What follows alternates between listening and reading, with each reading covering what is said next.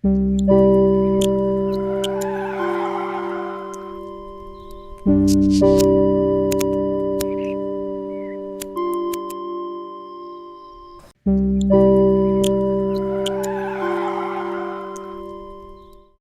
ini hampir selalu dimulai di tempat yang paling akrab, tempat yang paling pribadi bagi kita, rumah kita sendiri.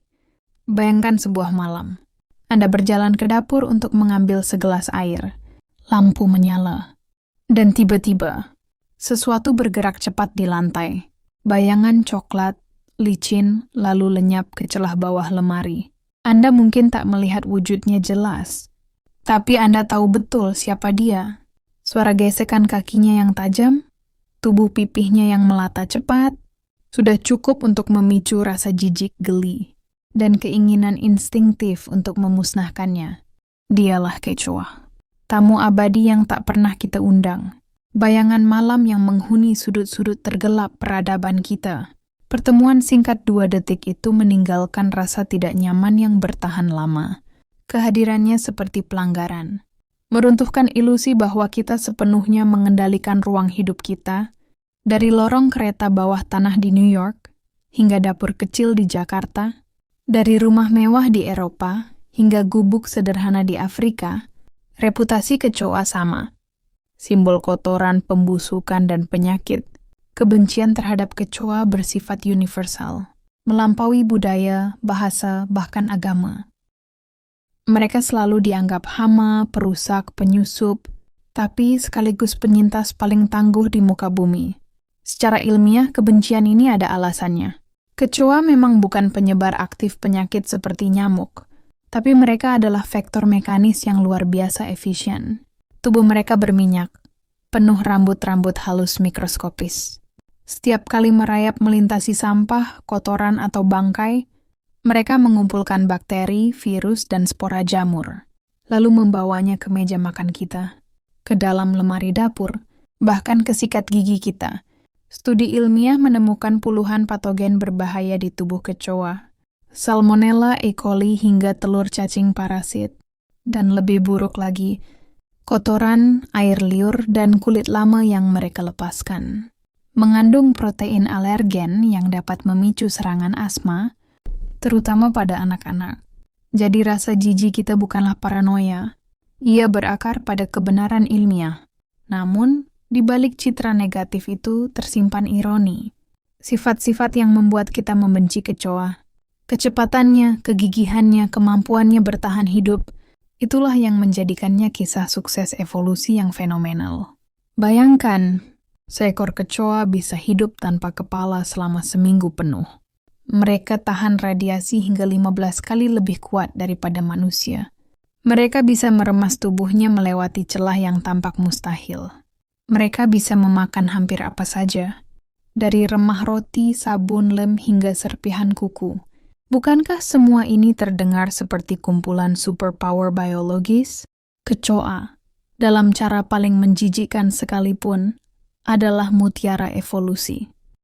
Mari kita bedah keajaiban tubuhnya. Pertama, kemampuan hidup tanpa kepala. Karena mereka tidak bernapas lewat mulut, melainkan lewat spirakel, lubang kecil di sepanjang tubuhnya. Sistem saraf mereka pun terdistribusi. Otak hanyalah pusat koordinasi, bukan pusat kehidupan. Maka, tubuh tanpa kepala tetap bisa berdiri, berjalan, dan bernapas. Hingga akhirnya mati bukan karena luka, tapi karena kelaparan.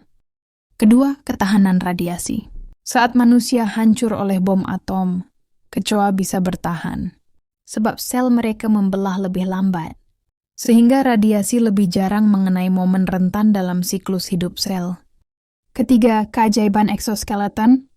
Kerangka luar mereka kaku tapi fleksibel. Mampu menahan tekanan 900 kali berat tubuhnya. Mereka bisa meremas diri ke celah 1/4 ukuran tubuh dan tetap berlari cepat bahkan saat tubuhnya gepeng.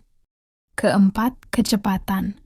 Seekor kecoa bisa melaju hingga 50 kali panjang tubuhnya per detik. Setara dengan manusia berlari 330 km per jam. Dan bukan hanya cepat, mereka bisa mengubah arah 25 kali dalam 1 detik. Gerakan zigzag yang membuat predator frustrasi. Kecoa adalah pemakan segala sejati. Mereka memakan gula, daging, sayur, tapi juga kertas, karton, rambut, kuku, bahkan sesamanya. Kemampuan ini didukung mikroba simbion di perut mereka.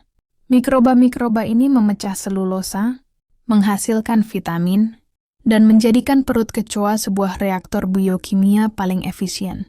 Di ujung tubuh mereka ada organ kecil bernama cerci. Mirip antena, penuh rambut mikroskopis. Cerci mampu mendeteksi pergeseran udara sekecil apapun.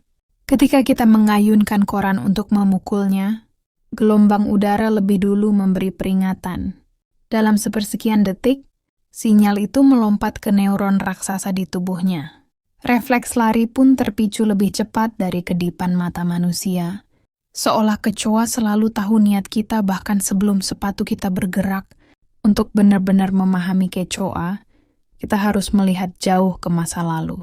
Mereka telah ada sejak 320 juta tahun lalu, sebelum dinosaurus pertama lahir. Mereka menyaksikan kebangkitan dan kejatuhan T-Rex. Mereka selamat dari The Great Dying yang memusnahkan 96% makhluk laut. Mereka bertahan dari hantaman asteroid 66 juta tahun lalu. Ketika dinosaurus lenyap, kecoa tetap hidup. Desain tubuh pipih, cepat, omnivora, tangguh. Itulah formula yang membuat mereka abadi. Fosil hidup yang tak banyak berubah selama ratusan juta tahun. Dan ternyata, kecoa bukan hanya penyintas soliter. Mereka punya sisi sosial yang tak terduga. Penelitian modern menunjukkan kecoa bisa membuat keputusan kolektif. Dengan feromon dalam kotoran mereka, mereka saling memberi sinyal. Tempat ini aman. Maka satu persatu mereka berkumpul, bernegosiasi hingga mencapai konsensus. Tidak ada pemimpin, tidak ada kata-kata. Hanya sinyal kimia sederhana yang membentuk kecerdasan kolektif. Mirip semut, mirip lebah, tapi ini kecoa. Maka lain kali Anda menyalakan lampu tengah malam dan melihat bayangan itu melesat di lantai, reaksi pertama Anda mungkin tetap sama, jijik. Dan itu wajar. Tapi setelah jeda sejenak, mungkin Anda akan melihatnya dengan cara berbeda. Bahwa yang Anda lihat bukan sekadar hama, melainkan fosil hidup. Mesin bertahan hidup yang disempurnakan evolusi. Makhluk yang pernah berjalan di bawah kaki dinosaurus dan akan tetap ada bahkan setelah manusia tiada. Kecoa adalah pengingat paling jujur bahwa kehidupan selalu menemukan jalan. Dalam bentuk yang paling sederhana, paling rendah, paling kita benci sekalipun, ia tetaplah simbol ketahanan, penyintas sejati.